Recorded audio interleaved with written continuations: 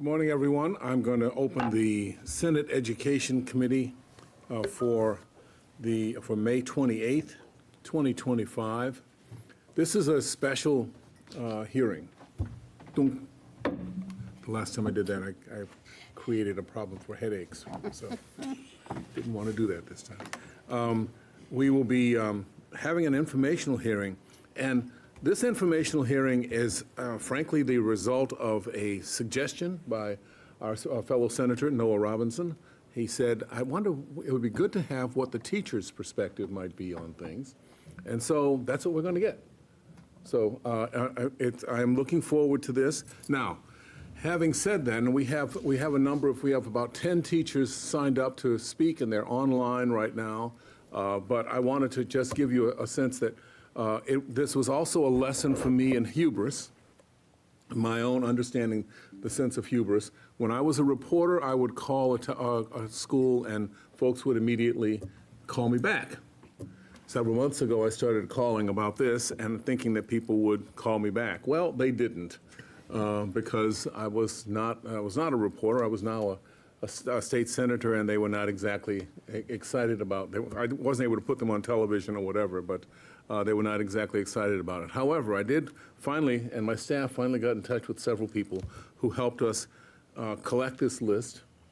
And we had another list that I brought along just so that you got a sense of things. I asked for people from different school districts, different size school districts, different ages teachers teaching different ages, elementary, middle, and high school, special ed, CTE, English language learners, and fourth graders and fifth graders and chemistry teachers and all sorts of folks I asked for. And we got 10 folks to say yes.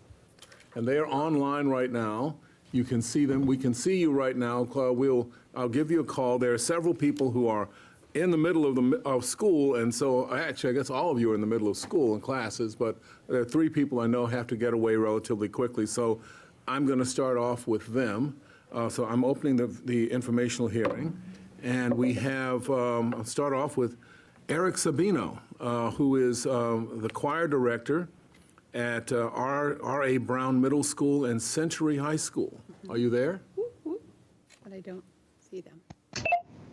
Good morning, I'm here. I go by Jason. I have 2 first names. Oh, sorry.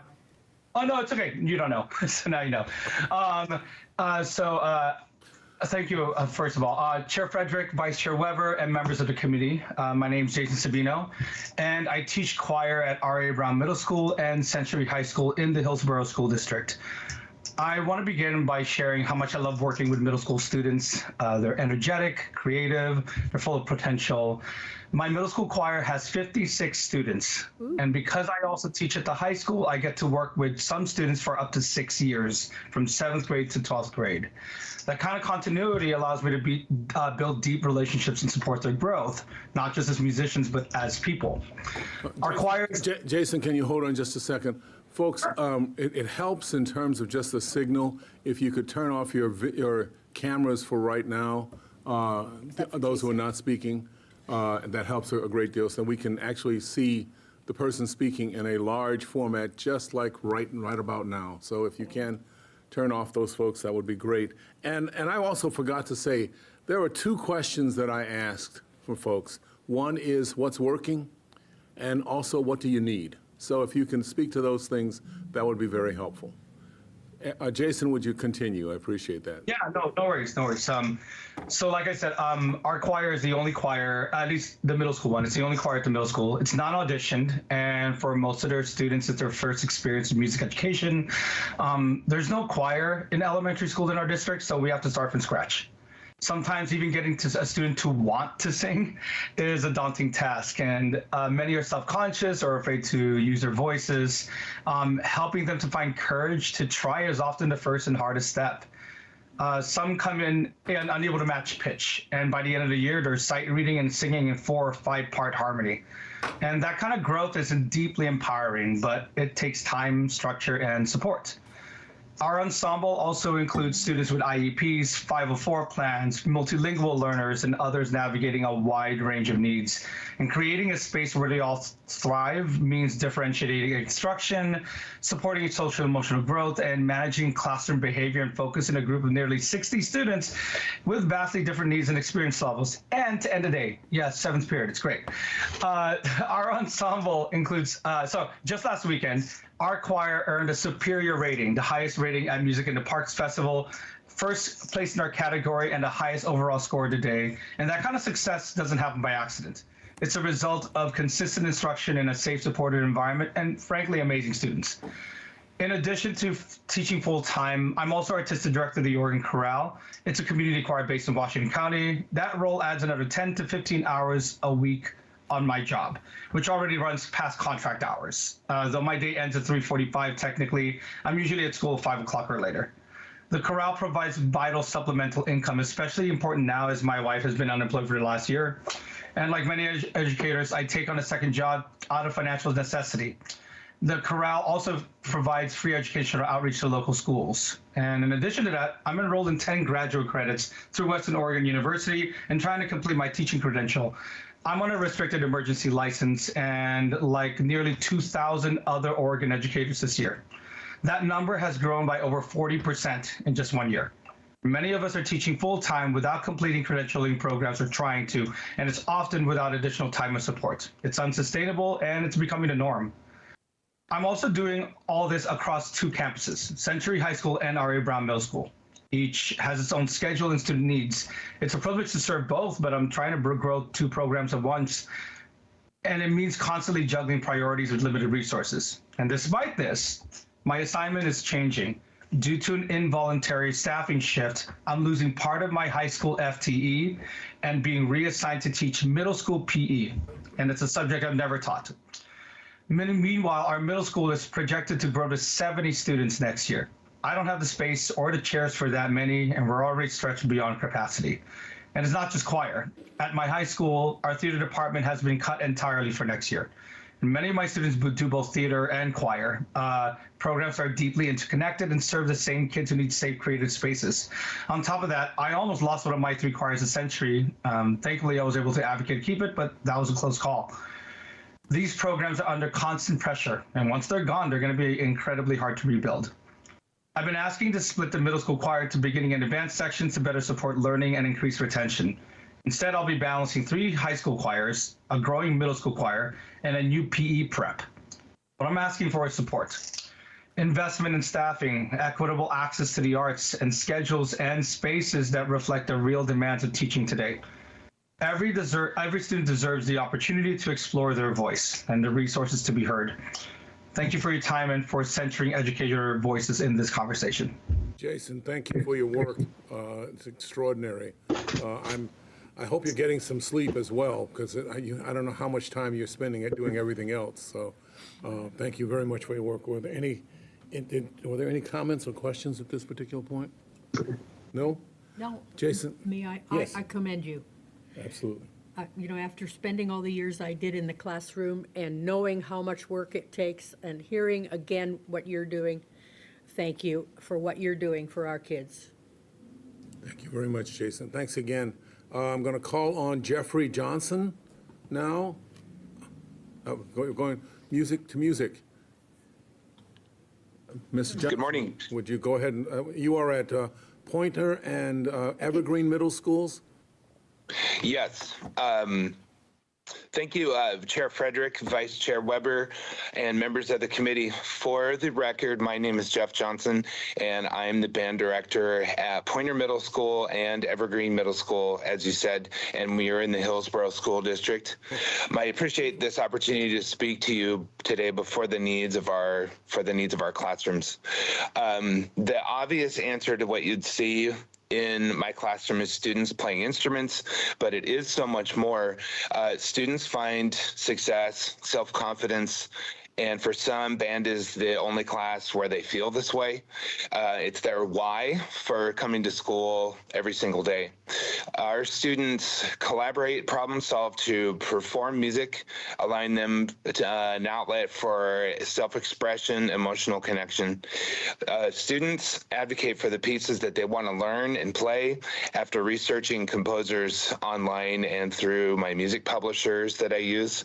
At any given moment, I can log into Google Classroom, which in all honesty resembles a New York Stock Exchange ticker with student activity talking about upcoming projects, and they can showcase what song they're looking at learning. Band is a community of belonging and safety where we all come together as ourselves to share our love of music. A parent recently shared with me that band has saved her student's life.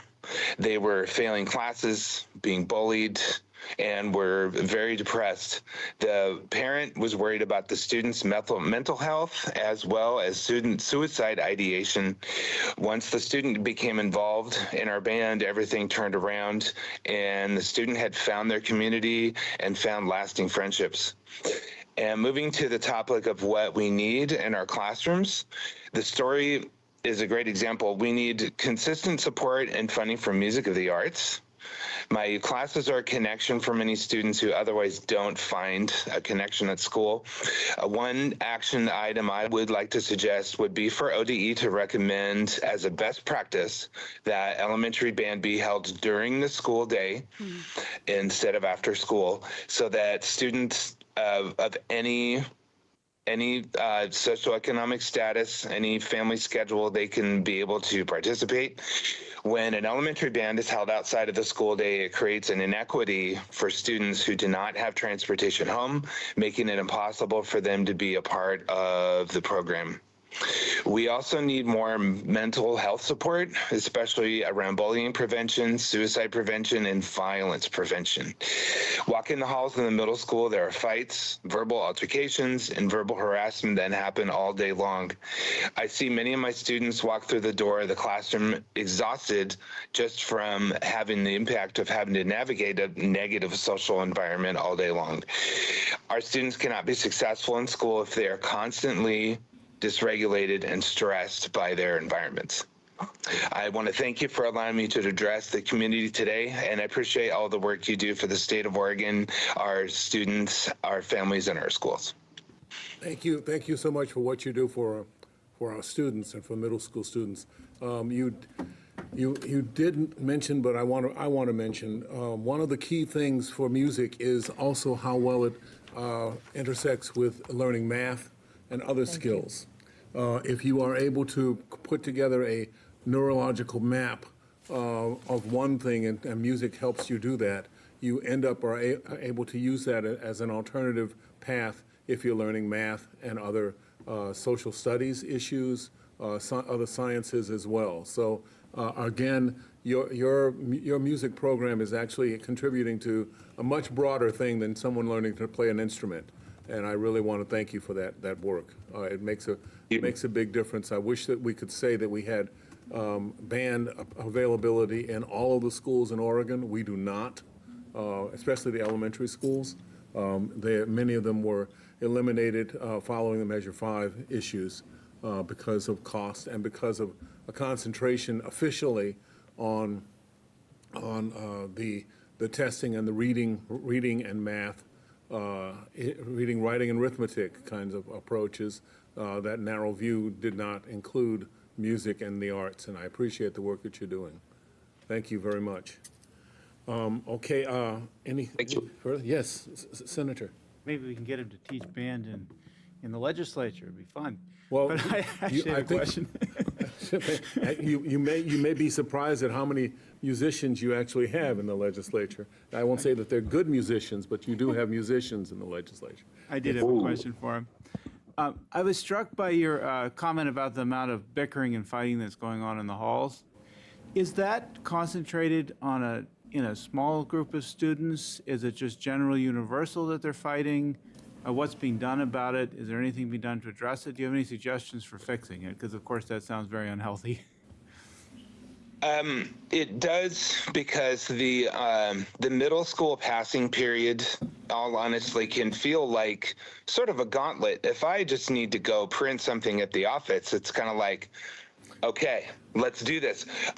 You know, and I hold my fists up, and it's really, it's not that egregious, but more it's kind of about the noise and the kids not having like a sense of physical space and grace. Right. If you follow my meaning on that, because they are 12, 13, 14 and you know, learning to navigate all of these things. Some are coming from elementary, and now all of a sudden they have 8 teachers and they're still 12 years old.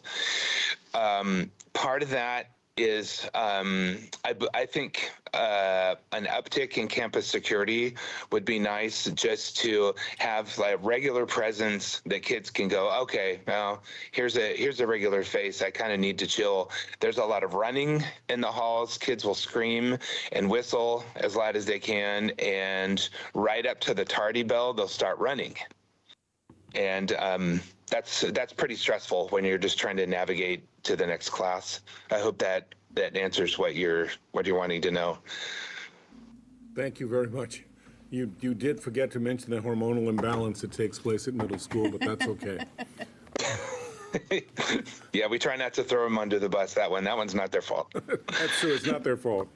Yeah. Nor is they being gangly and discovering where their bodies are as they're walking down the hall. But still, it can be. Yes, surprising. indeed. And the smells are interesting. So Let's not talk about the smells. Thank That was you. part of the orientation, Yes. the PE teacher in our Indeed. middle school class. Please, everyone, remind your children about the deodorant. Yes. yeah, it's May 27th, 28th, and I'm still doing that. So yeah.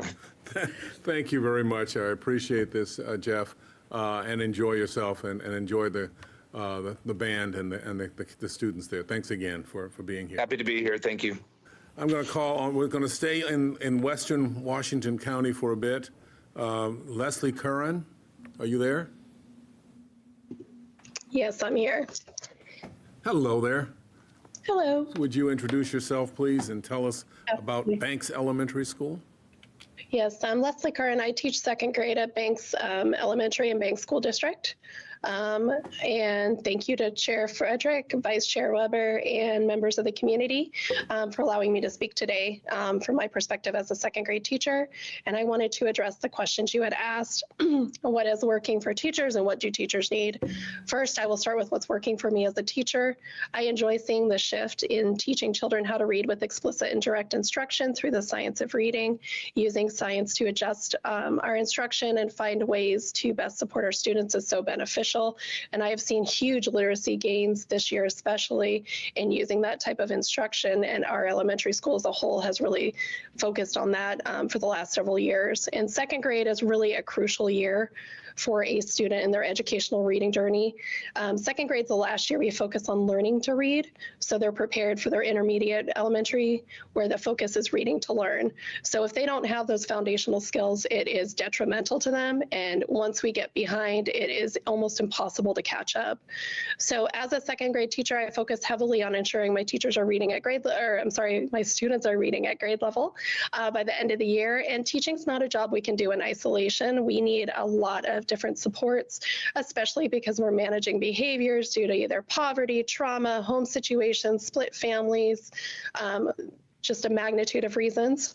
And it takes many people to make this happen. And I'm fortunate enough to work in a Title I school where we have a reading specialist, and she has a team of a few instructional aides to do extra reading intervention support for our students. So that includes 30-minute interventions 5 days a week on top of everything else they get in their home classroom. That intervention time is really critical to provide those additional supports that my struggling readers need. In addition to that reading intervention, having a schedule that allows me to provide intervention for my students beyond my direct instruction. And I'm fortunate enough to have that literacy block of 120 minutes to address that, and also to differentiate for all my advanced learners and readers, as well as my students who are on grade level, to ensure that they maintain that grade level reading level. But next, what do we need? We need to ensure that we have funding for literacy support in schools to ensure we don't have illiterate students. So research has shown that students are not, if they're not literate by 4th grade, they'll likely never become literate. And a lot of times that puts them on a negative path to either prison, welfare, or detrimental life situations that could be avoided by focusing on that in the foundational primary grades. And in order to do this, we need instructional aides and reading specialists to make this happen. By building a team of teachers and paraprofessionals, we can target what children need to help them become better readers. And there's a lot of changes in the political environment right now and discussions on how to reduce money in education. And the last place we should cut is funding for primary grades, especially with regards to class sizes. In primary grades, there's so many foundational skills that set the stage for them as they go into intermediate grades. And a class size around 16 to 18 students is ideal with an instructional aide to help run those small groups, extra support. There's a lot of behaviors to manage these days. And it would just provide teachers with the support to ensure that those foundational skills are taught. And we have fluent readers who are well versed and ready to go to 3rd grade. And then also that additional support for students that have severe or severely absent, because after COVID, there's not a lot of enforcement to ensure those children attend school, and that absenteeism really does negatively impact them, and it makes it almost impossible to get them caught up if they're severely absent. And then last, this isn't really 2nd grade, but it is related to 3rd grade. We have our testing scores, and I understand they're going to be dictated. Our funding will be dictated by if a 9-year-old can write a 5-paragraph essay citing 2 sources. I will say as a 2nd grade teacher, there's a lot of writing that happens, but that is a huge expectation from a developmental standpoint. Children aren't ready to write a 5-paragraph essay citing 2 sources at 9 years old. And I think we can all think back to when we were 9 years old, and I don't think many people were writing that. And I think that that is detrimental to address funding based on something that isn't developmentally appropriate for our children. And I really do think our children are our future. They're worth investing in, and they deserve to have the education that provides them with that lifetime success. So thank you for allowing me to speak today, and thank you for all you do. Thank you. Senator Weber, were you a 2nd grade or 3rd grade teacher as well? Yeah, I did. I taught 1st, 2nd, and 3rd. I've spent 22 years in 1st grade, but 2nd grade was still my very favorite. And I want to know, do 2nd graders, when they hear something that is a surprise to them, but they don't want to act surprised, do they still say, "Oh, I knew that"? Yes, they do. I love it. Yes. How many children do you have in your classroom? This year I have 23. Last year I had 27. I remember that any time you had over 20, sometimes with the students you were getting, each one was worth 10. And Yes. especially in how much room they take up and how much everything else in the classroom takes up too. And do you have PE and music? Yes, we are very fortunate in that we have PE, music, and library as our specials. So our kids alternate each day. So they're on every 3-day rotation. And they love having their specials, and they love having music. And then they do choir performances each year, and it's a big part of our community. And then PE is just a very popular special for them. And then library is, it's trying to get them to really be engaged in reading. And I actually do a field trip 4 or 5 times a year, and we walk down to our Banks Public Library, and they get their library card officially, and they get to check out books and really kind of create that love for reading. So we do a lot of that within our school community. Thank you very much. Thank you so much. Thank you. Banks has nearly. Thank you. My time as a 2nd grade teacher was just not quite as long as yours, just a couple of years. So, yes, Senator. Oh, Mr. Chair, I just want to say Banks has a nearly 90% graduation rate. Yes, as they well. do. And Wow. I used to work and used to represent a corner of that area. But yes, Thank you. quite a CTE program. Other senators? No? Thank you so much. Thank you for the work that you're doing. I mean, it's really, you'll find out about it 25, 30 years from now. I have my 2nd grade students coming up to me, telling me about their impending retirement, which is really annoying. You're right. Thank you, Chair Fredericks. And the other thing is, when you see the Tillamook County Sheriff and you realize that you had him in first grade. And, the person who delivers your mail, you had them in first grade. And it goes throughout the community like that. You realize what an impact you had on their lives when they still say, "Oh, Mrs. Weber, how are you?" So, yes. Even You have when a you move special, away. you have a special role Yeah. in their lives. Thank you. Yes, absolutely. Thank The other annoying thing is when they come up to you and they say, "Do you recognize me?" And they were, 7 years old when you Right. had them, and they haven't changed at all. But right. so anyway, thank you very much again, and thank you for participating in this. It helps us a great deal. It really does. Thank you for the opportunity. Have a great day. You too. Take care. I'm going to call on Cindy Doherty Spencer from Grant. We're going to the other side of the Cascades there. Grant Union High School. Cindy, are you there? She's logged in. I think she is. Oh, there she is. Hello there. Oh, you need to turn your mic on.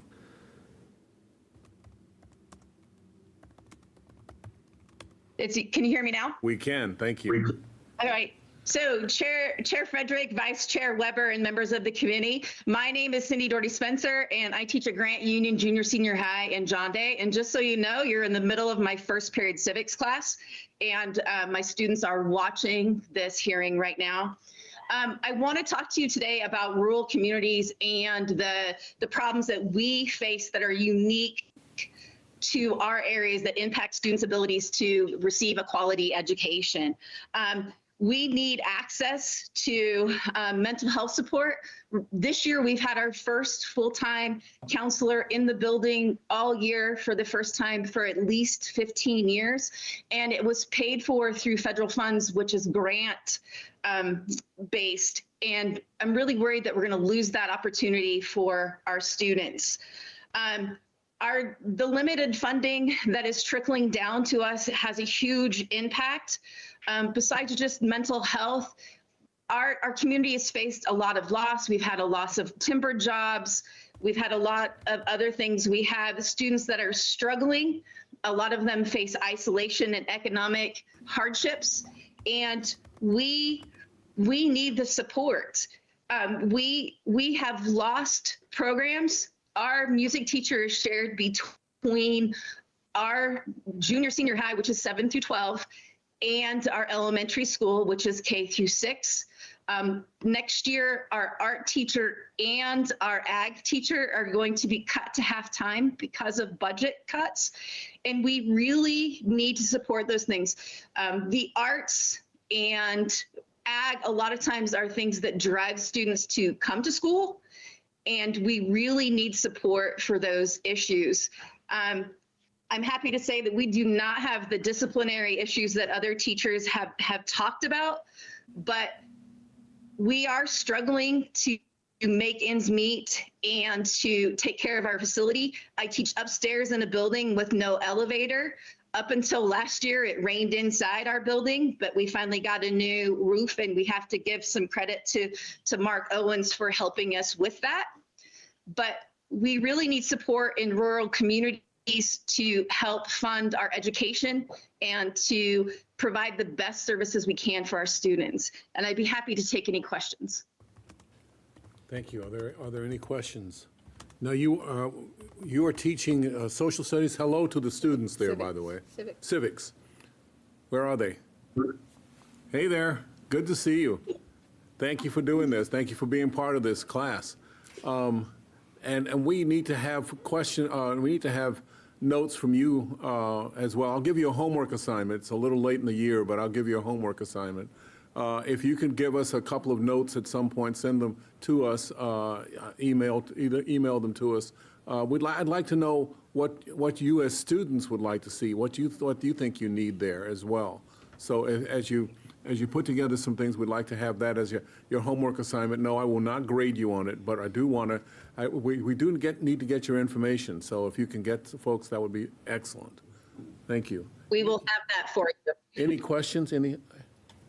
No? I'd like to know how many kids you got in your class. Well, we have our state softball girls are gone today, so we're down a couple. There is 16, I think. 14. Okay, thank you. Thank you very much. Yes. And our average class size is about 20. Thank you. Senator Solomon. Thank you, Mr. Chair. Thank you so much for being here. I think the question I had, you had spoke about having a counselor for the first time.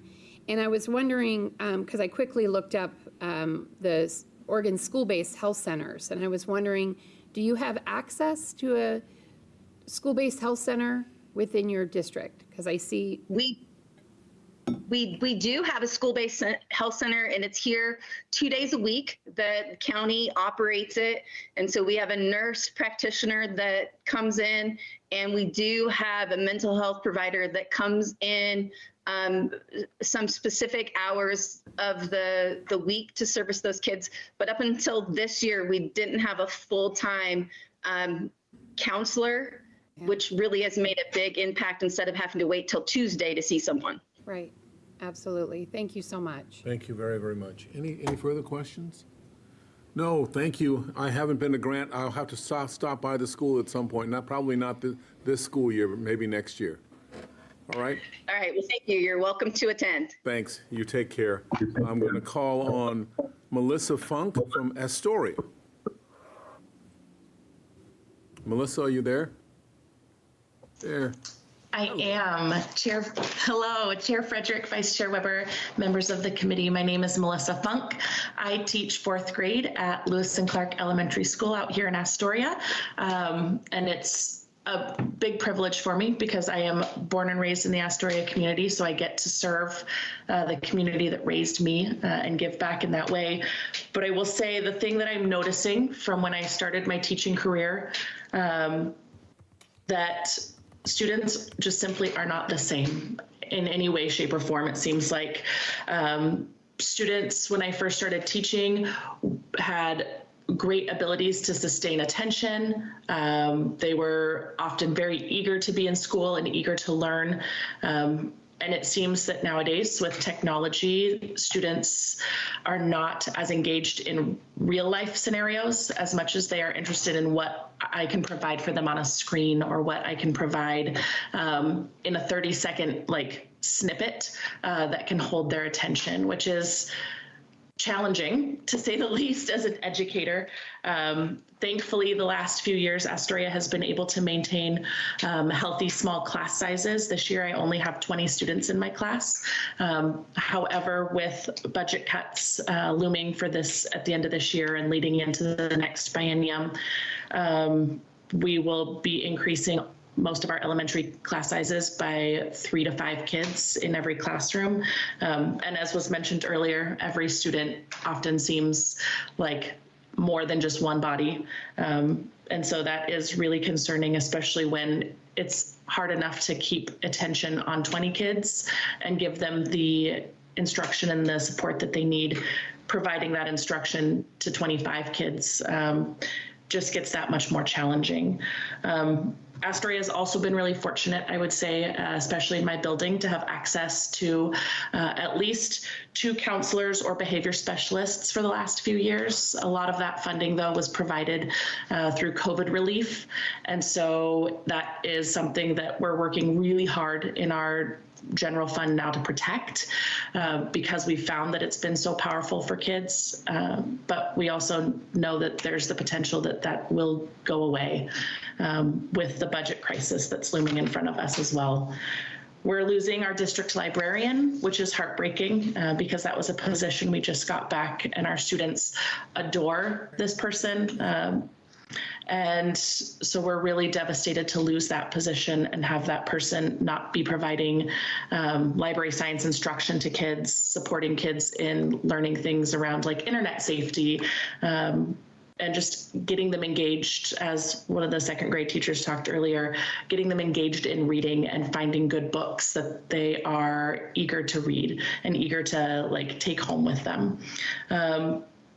the funding cuts are also an issue because we are going to be losing a lot of our adult support in the form of like instructional assistants that will be able and accessible to push into classrooms and support our kids that are struggling readers or that are working to develop their English language skills or who are working through behavior struggles, because that is becoming, it seems, more prevalent as well than from when I started teaching 15 years ago.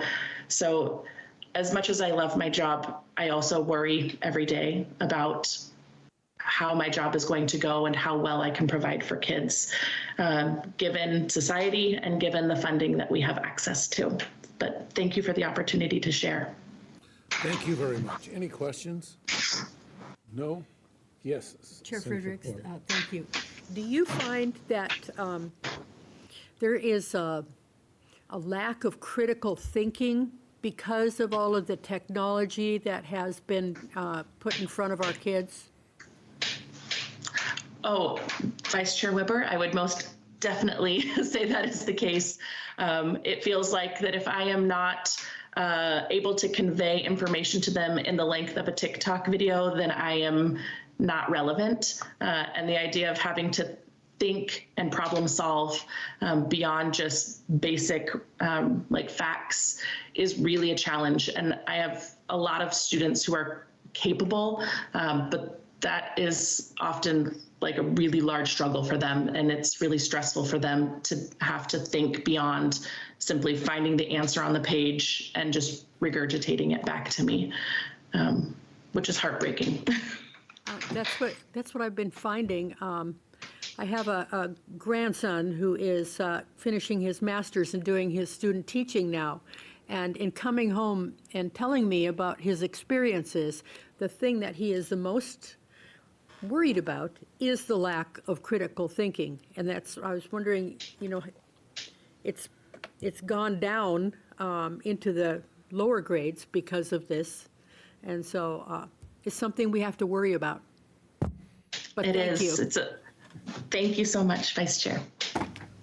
Senator Robinson. Go ahead. Yeah, with regard to the subject of short attention spans caused by the devices, I'm curious what the rules are in your school with regards to those devices, but also specifically, if you took them out of the classroom, the attention spans are still going to be affected by what goes on at home and the fact that they're used to the videos. And I'm wondering how much of it you think comes from the environment outside of school versus inside. That is a fantastic question. Thank you. The Astoria School District is a no cell phone policy, has a no cell phone policy that they started this year. The middle school and high school have adopted a program that's similar to other organizations or other schools here on the coast, in which they have to have their phones off, secured. Otherwise, they are sent to the office, the phone is sent to the office, and communication is made with parents. We do the same thing at the elementary school level. Students, if they have a device, it has to be in their backpack. We can't, it shouldn't be on, students shouldn't have access to it, that sort of thing. I am fortunate to have one-to-one Chromebooks in my classroom, but I try to use those tools with really clear intention, as opposed to giving kids just free reign to the internet. It's more for working on publishing, writing, and things along those lines, so that they learn to use technology in a productive manner. And I do think that the access outside of school is problematic. I have students who will tell me oh, I'm gonna go home and I'm gonna play my new video game. And I'm like, oh, we've had the nicest weather this week that we've had all year. Why don't you go outside and play? And they said, well, I'm really excited to just play my video game. And they'll play video games from the time they get off the bus to the time they go to bed, whenever that may be. So it's really very different from the way that I was raised and the way that students were raised even 10 years ago. Thank you very much. Thank you. Appreciate it. Thank you again. And Thank you. I hope the weather is good out there. I have a feeling it's very good today. So it's the kind of day that people go to Astoria and they say, oh, this is great. This happens all the time, right? Exactly. A little piece of magic here. Thank you very much. I'm going to call on Megan Garsto? Are you there? I Yep, think she's you're right right in the middle, I center. think. There we are. Hi there. Hello there. Good morning, Chair Frederick, Vice Chair Weber, and members of the committee. My name is Megan Garshow, and I'm an educator at the Astoria School District. I've taught kindergarten, 3rd grade, 5th grade, and currently this year, I landed the best position in the district. I have PE for preschool through 2nd grade. So I spend my days doing a lot of modeling, role playing, teaching teamwork, how to take turns, how to be a good loser, how to be a good sport, how to win with grace. That's been a challenge. And also just the one thing that's so funny, the cutting in line, that's always a problem at the elementary. And I think all the way up into later elementary as well. Something different for me this year is I get a chance to work with all the students in the school. And I absolutely love having that time to get to know our whole population and to know them by name. I have a little crew that comes in the mornings and they just tell me about their evening and what they're excited about for school. So I am really, really fortunate that I work at the early elementary level because I see students who are excited and happy to be at school. I see students who are grateful to be fed breakfast in the morning, snacks and lunch throughout the day, and given food on the weekends. I see students who are passionate about learning, but often struggle in our community because their basic needs are not being met. I notice an increase in the number of students with IEPs and 504s. I see our emerging bilingual students and families filled with worry. I witness colleagues becoming overwhelmed by the increased demands in their classrooms. I see the emails of unexpected budget cuts for the fall, an increase in classroom sizes, and a decrease in staffing. We currently have 2 family liaisons for our emerging bilinguals, and they work with preschool through high school. And not only with things that involve their academics, but also they're the first ones there in the evening to help with getting our EB students involved in sports and anything extracurricular that they would like to do. And there's talk that next year that will be a 1-person position where we have 2 fantastic people right now who are just struggling to meet all of our needs.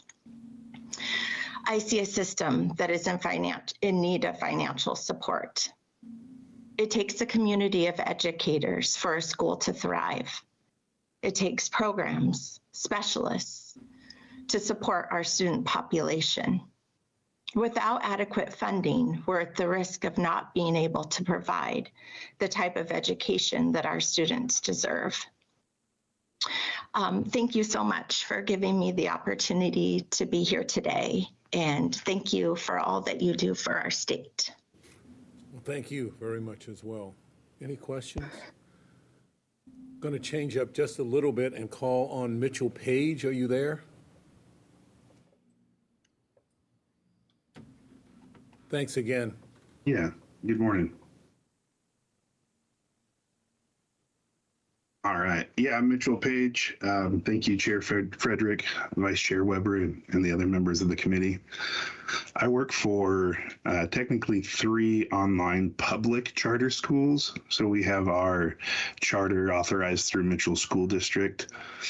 Cascade Virtual Academy is our K through 12, kind of your standard public education approach. It's like our general school, elementary through high school. Insight School Oregon Painted Hills is focused on credit recovery, and that starts in 6th grade and goes through 12th. And then Destination Career Academy of Oregon offers career and technical education for 9 through 12. I really appreciate the opportunity to testify before you all. And I got to say, it's really inspiring to hear just from other educators that are out there doing this work at the same time that I wouldn't otherwise be seeing. So I'm thankful for that opportunity as well. I've been a public school teacher for 10 years. 6 years I was teaching fifth grade and sixth grade in Alaska, and then I moved home to Oregon right after COVID in 2021. And I've been working in these public charter schools ever since. We've been steadily growing. We're up to just over 2,000 students between the three schools. We have over 400 students that are in need of special education support. If you break that down between schools, that's 19% of our population for Cascade Virtual, about 19% for the Insight School of Oregon, and around 11% at the Destination Career Academy. So that, for Insight and Cascade, that's above that 11% funding cap. So that's definitely one thing that we look at as a need. We also serve 80 students with 504 plans, making accommodations and supports for them. So lots of diverse learners. Our emerging bilingual population has tripled. When I first took over, I'm also the English language development coordinator, and then I teach high school electives. We had 32 students, K through 12, for emerging bilingual, and then this last year, at our highest, we're at 89, and I think we're somewhere around 82 right now. So we're just seeing growth in all areas of our student population. But what I'm really excited about is these online schools offer families another option for getting that public education for their students. There's so many reasons that they might come to us. Some things that we see are bullying or mental health. Recently, medical issues. I've had some experience with students who are in and out of doctor's visits or medical things, and they just need that. They're not able to physically be in a school. Some high school students have work obligations and they need a flexible schedule, or they just simply the traditional setting wasn't working for them, and then they try it online and they find success there. Our principal and school-wide plan really focuses on building relationships, and it's coming up to the end of the year, graduation, and I've seen. I sit in as a district rep in a lot of the special education meetings, and you see these parents just with like tears of joy of not thinking that their student might not graduate or not be able to overcome some of the challenges they face.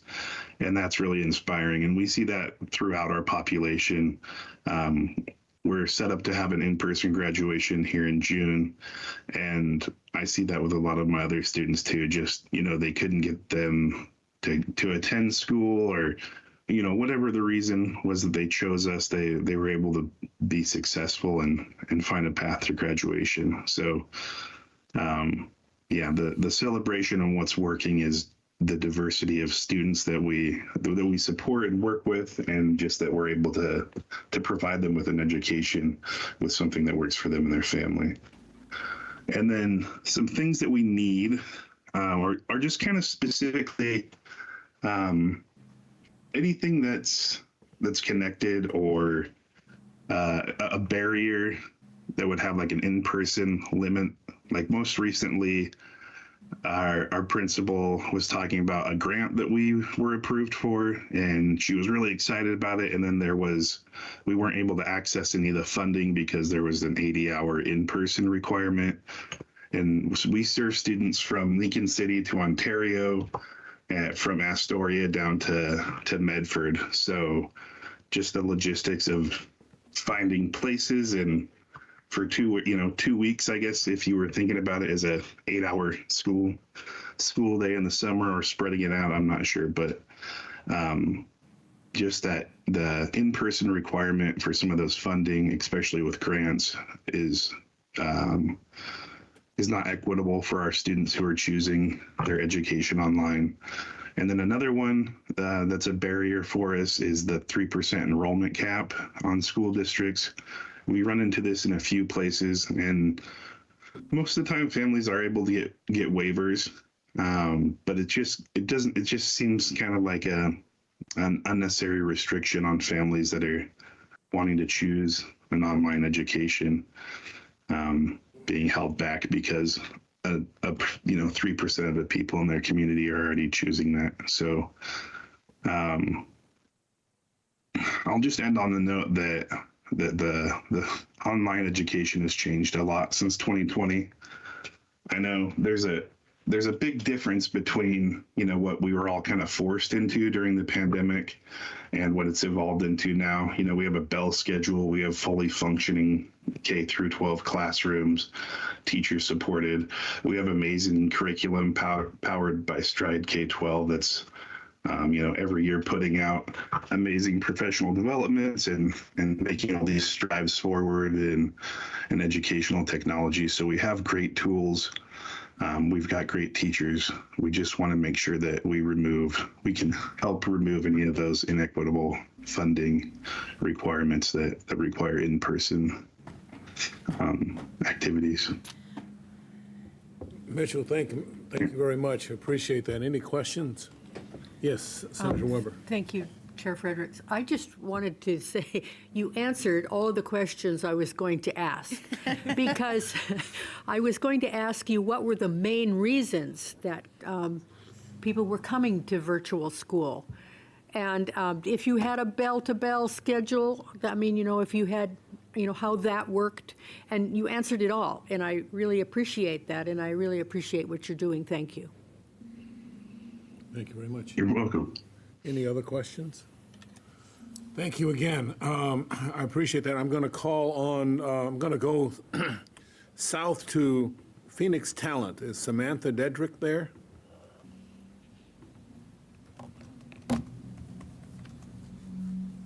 You're on mute right now. Nope, we can't quite. She have her phone on as well as? Nada, sorry. It's a Teams thing. Is it the *6 thing? I don't think so, because I don't think she's on her phone and her. Yeah, she's got a. She might just need to come out and come back in. Okay. Try now. Pardon? Try now. Say hello. No. I think we're going to ask you to call back in just a second. I will wait. I can move to someone else here for right now. Poppy, is it Elshaw?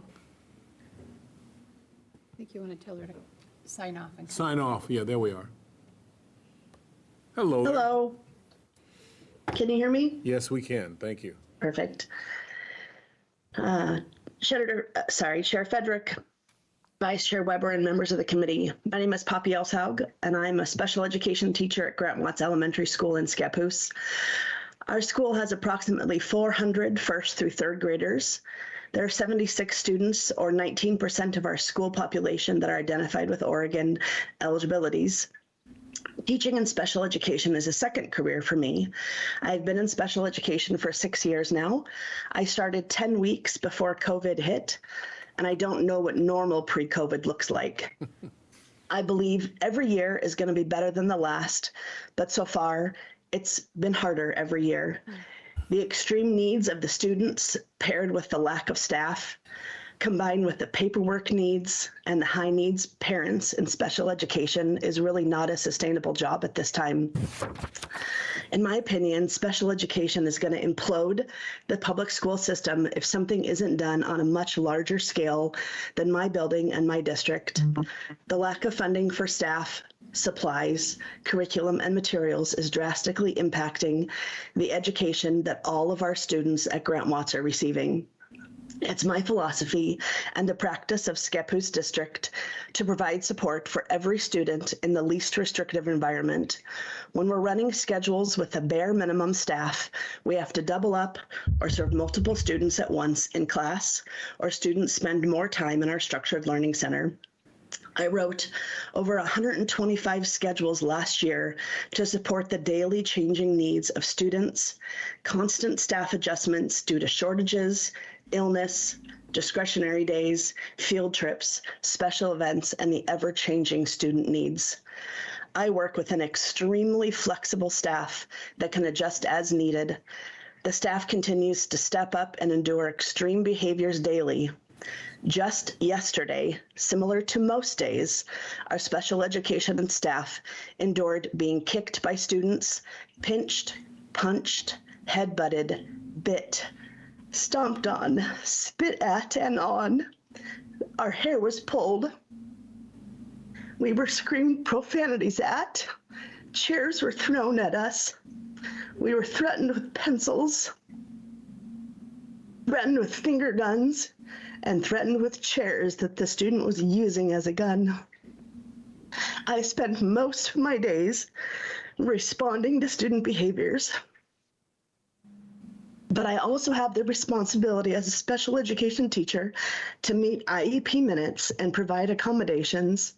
I prepare paperwork, facilitate meetings, communicate with parents, collaborate with school staff, problem solve on the go at every turn, run groups today, plan for tomorrow, next week, next month, and next year. I stay compliant with all requirements in special education.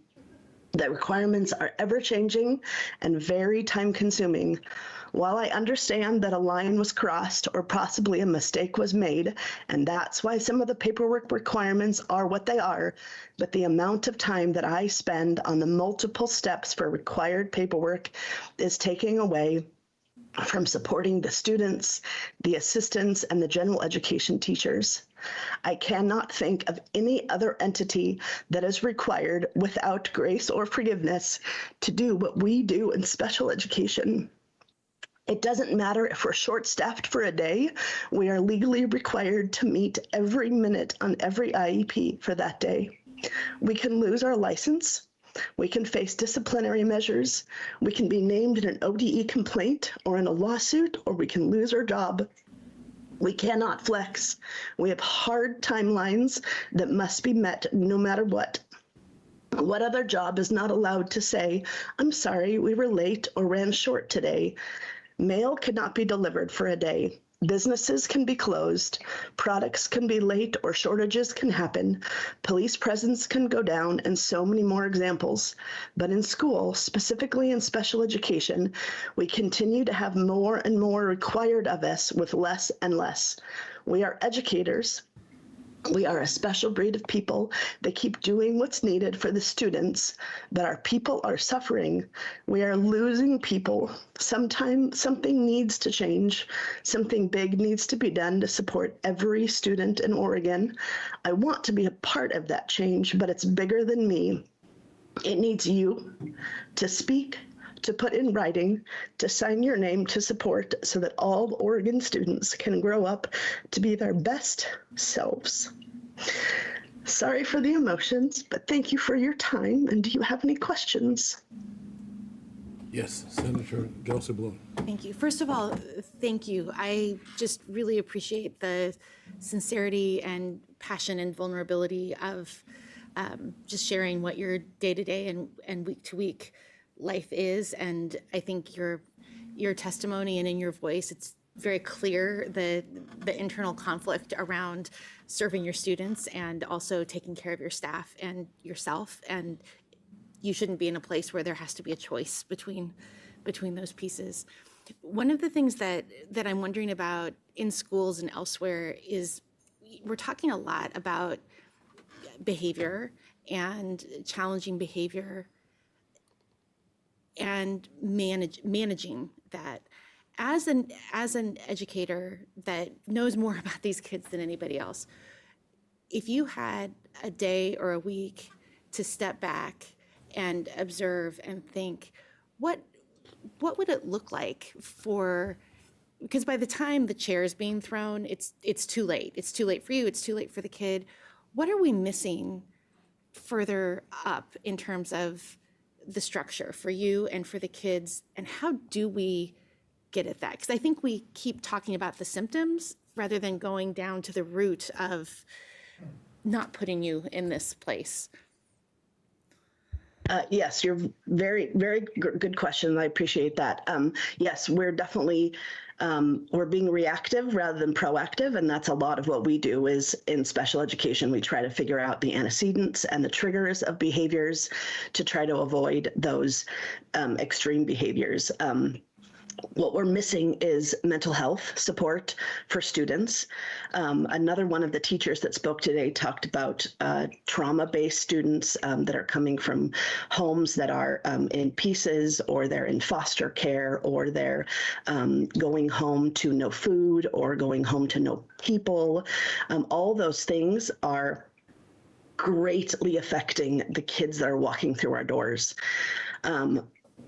I would say the majority of our biggest behaviors are from students at our school that have, for lack of a better term, have a broken home, or a home that is not even a little bit supportive for a student's education. Kids are going home and going on their screens, they're going on their devices, just like other teachers have said, and that's what they're doing at home. They're hiding in their bedrooms when their parents are fighting. The mental health support in schools, but also in communities, is extremely lacking, and would be a step that we could take to support kids. Our mental health supports in Columbia County they're as short on staff as we are. We had a position open in our district for a year for mental health support, and nobody was able to fill it. There were no legitimate applicants. So that would be a start. It's such a big problem, and there's so many pieces of it. You could help the mental health, but then if the kids don't have a safe, dry, mold-free place to live, that's another issue. It's the basic needs of kids that schools are trying to help and meet, but it's not necessarily the school's full job to do that. Our job is to educate kids as they walk through the doors, but we're doing so much more, sending food home for the weekends, getting tennis shoes for kids that need them for PE, providing coats, providing clothing, and all those things. Kids are coming to school without their basic needs met, and if they don't have their basic needs met, they're not able to sit in a desk and attend to learning because their stomach is growling because of all those things. I don't have a simple answer. I am one to come with a problem and come with possible solutions, and that's part of what I said today is I don't know what to do. It's such a big problem in our schools, in our district, in our state, in our country, that I don't know what to do.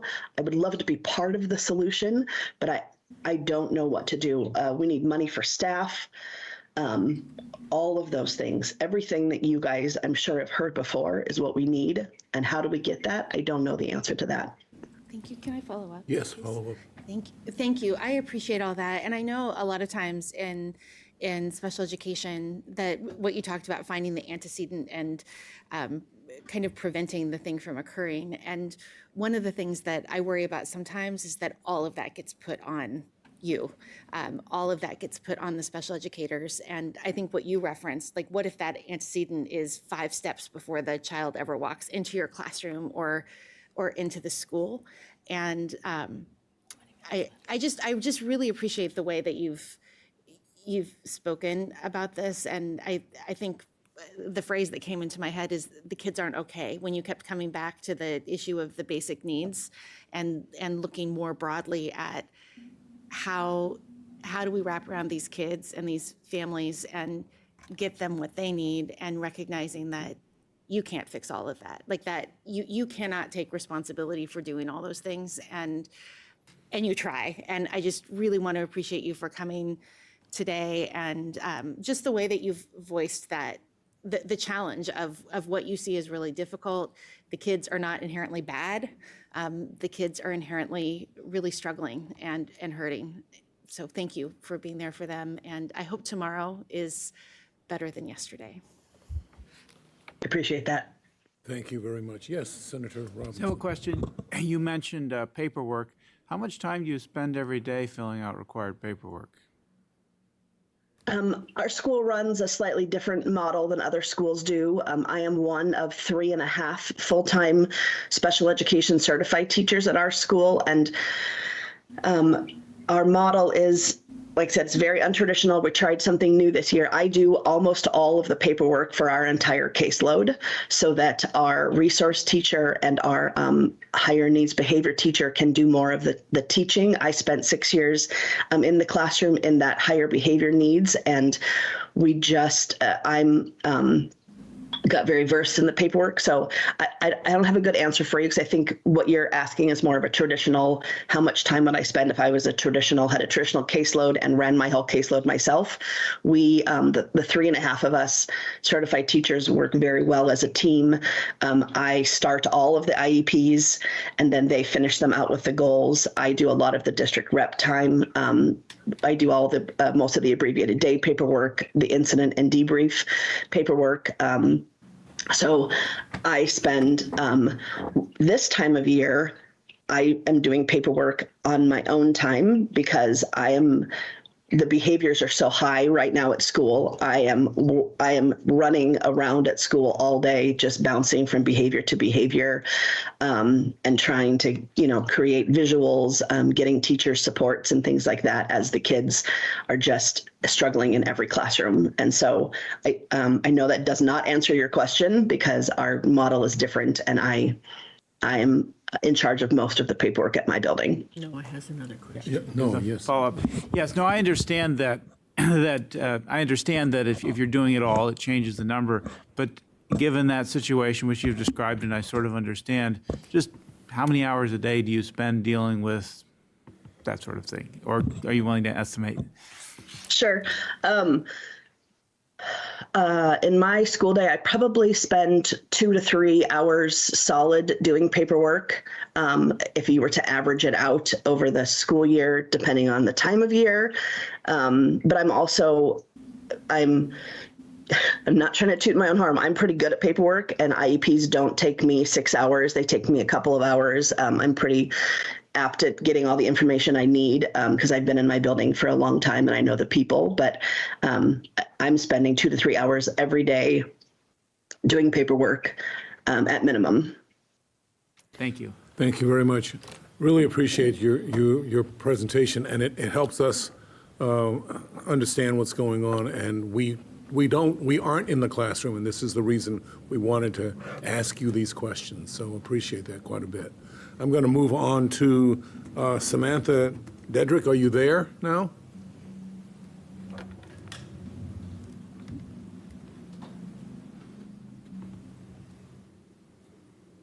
And we try again. Let's see. Say hello and let's see whether we get any sound. No. Call on her phone. That's fine. You need to turn off your speaker on your computer, though. Well, Oh. why? Okay. Oops, did she leave? I think she left us. Because she's going to call in. Mark Springer is there. I'm going to call on Mark Springer. Mark, are you there? Yes. Why don't you go ahead and tell us where you're from and answer some of the questions that we've asked. Yeah, thank you for having me, Chair Frederick, Vice Chair Weber, members of the committee. My name is Mark Springer, and I've had the privilege of teaching mathematics for 28 years, 25 of those here at Scappoose High School. Over this time, I've come to believe one thing above all else, and that's every student can learn math. No matter where they start or how confident they feel, I work to help students shift from having that fixed mindset to a growth mindset, because success in math isn't about talent. It's about persistence, support, and belief. At Scappoose High School, we've developed something truly special. It's called J-Term, and I'd like to take a moment to share how it supports that philosophy. J-Term runs twice a year in January and then again in May/June.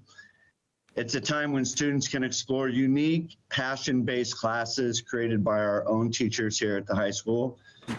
Personally, I've taught classes such as how to become a magician, public speaking, courses that help students build confidence, creativity, and communication skills.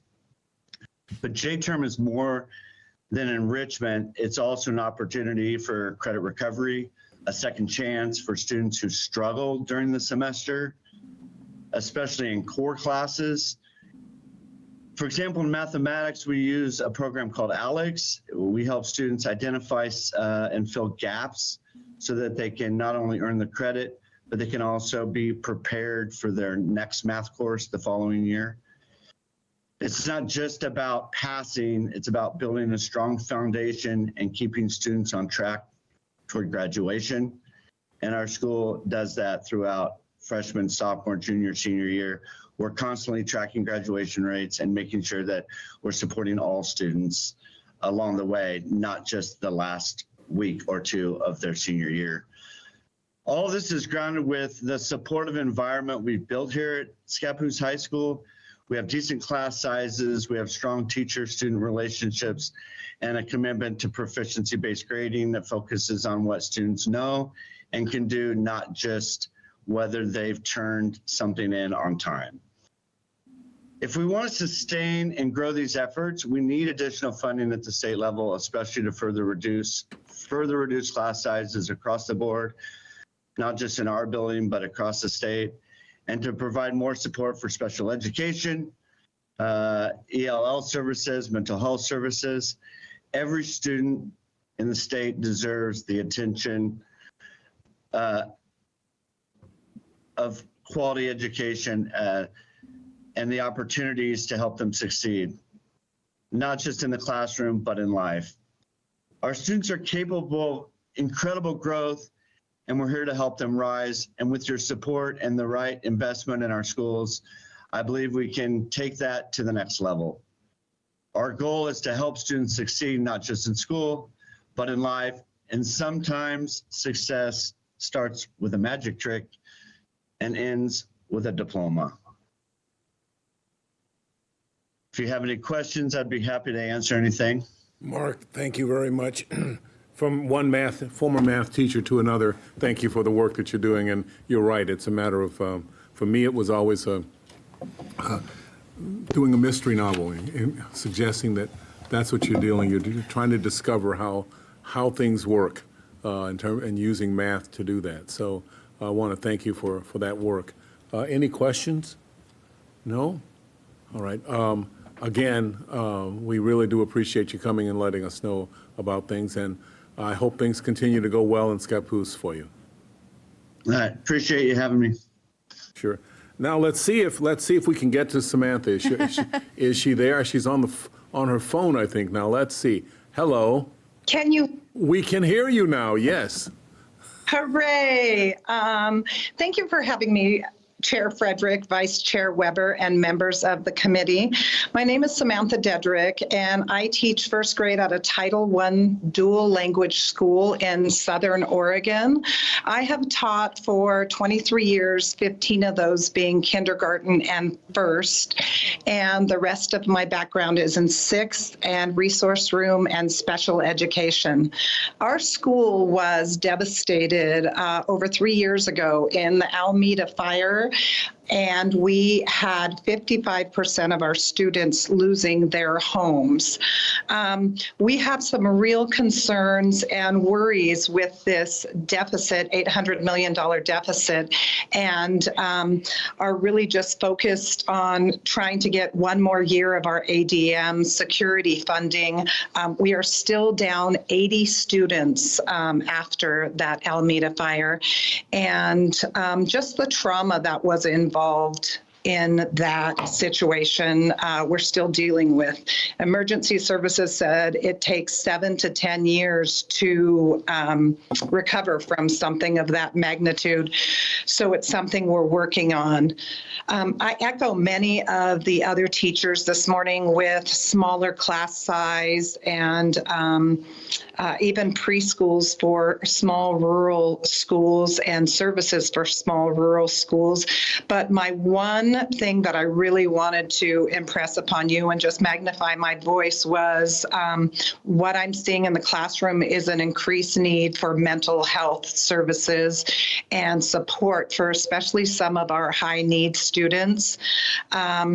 Since the time of the pandemic, because I have taught for 23 years, I see things as pre-COVID and post-COVID. And what we are noticing with this cohort of students is just a lack of empathy, a lack of social skills, a lack of resiliency, and the ability to have critical thinking and figure situations out. They are easy to be frustrated and turn to physical means to try and solve things.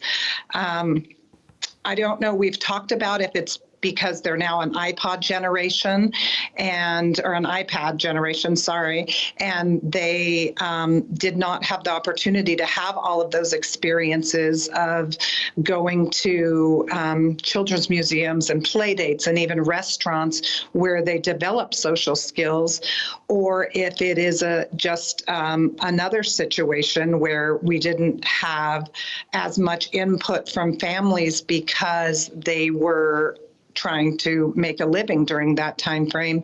But either way, we're seeing this manifest in our classrooms.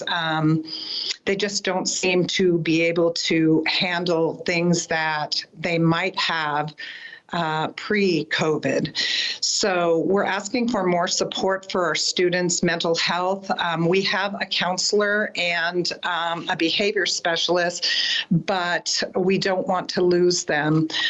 In the past, we might have had one student per grade or one student, for the school that we would consider a high flyer or one with major needs.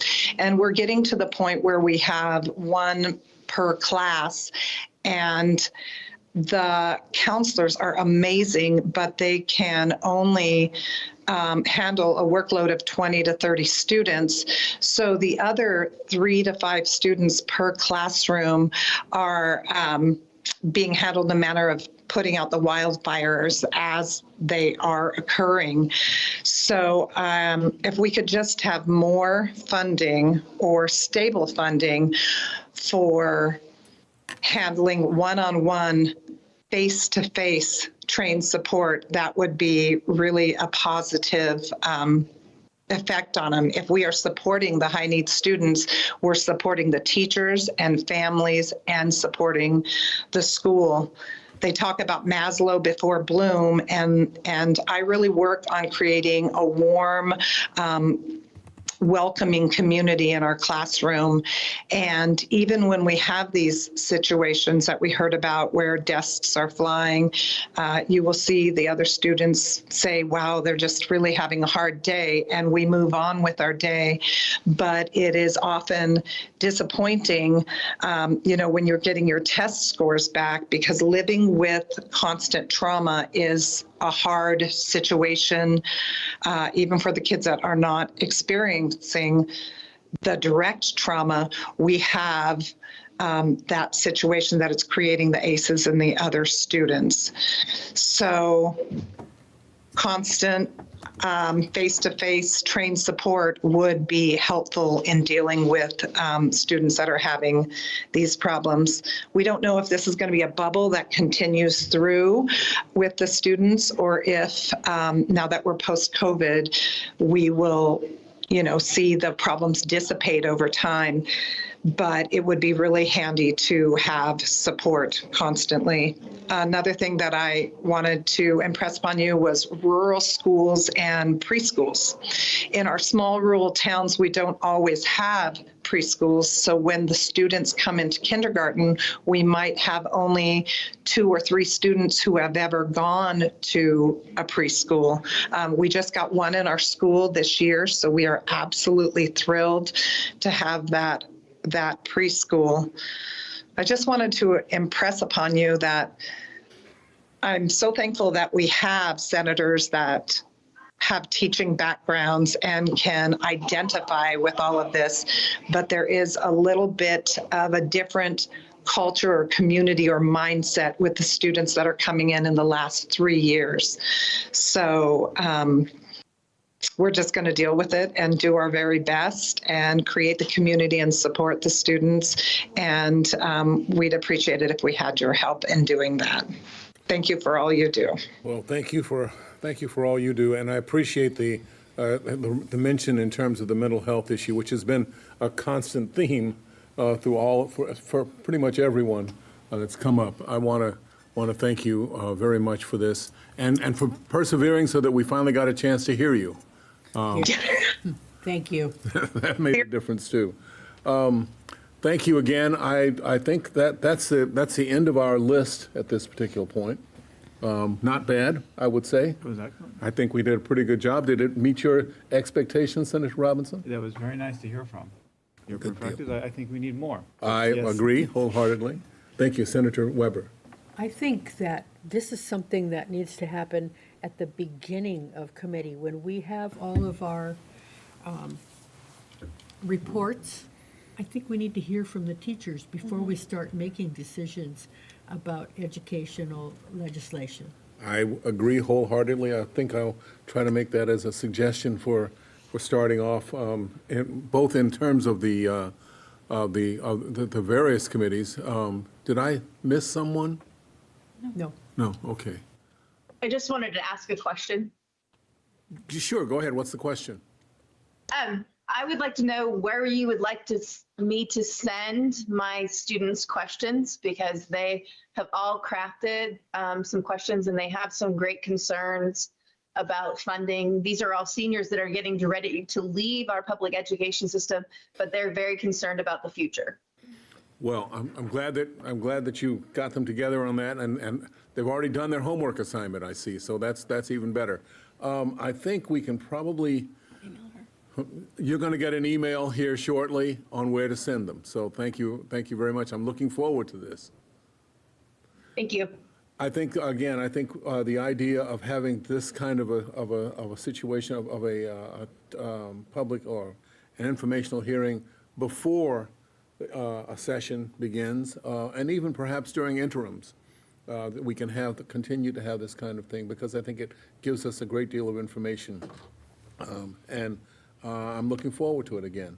So there we are. I want to thank you all for being part of this. Do we have anything scheduled at all? No, we're going to move to call the chair. Okay, thank you. So at this particular point, we're going to be moving to what's called call of the chair. That's where we are. No schedule thing right now. Yes. Thank you, Mr. Chair. Call of the chair means the committee will not meet regularly, so plan on not meeting unless you see an agenda posted. Okay. Thank you again. You guys have been great to have as a committee. I've truly enjoyed this. I came into this not doing policy committees in education, and this has been really outstanding to get a chance to talk with you on a regular basis, and I think we can continue this, but we also need to try to keep moving. We have a lot to do. So again, thank you again, and I will close this informational hearing and adjourn the Senate Committee on Education for today. And there we are.